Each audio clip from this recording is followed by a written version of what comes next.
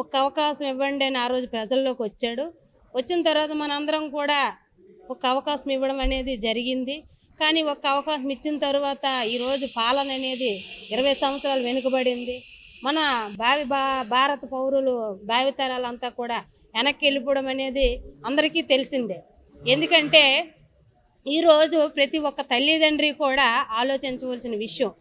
మళ్ళీ మేము వస్తాము, మీ మీ సంగతి చూస్తాము అని పబ్లికంగా ఈరోజు ఒక అంటే సైకో అని అనుకోవాలో లేకపోతే ఏమనుకోవాలో నాకైతే తెలియదు. కాబట్టి ఆయన ఈరోజే మనం అధికారంలో రాకముందే మళ్ళీ మీ సంగతి చూస్తానంటే, మళ్ళీ మరొక అవకాశం ఇచ్చామంటే మనకి ఏ రకంగా ఇబ్బందులు పడవలసి వస్తుందో కూడా ప్రతి ఒక్కరూ కూడా గ్రహించవలసిన అవసరం అయితే ఉంది.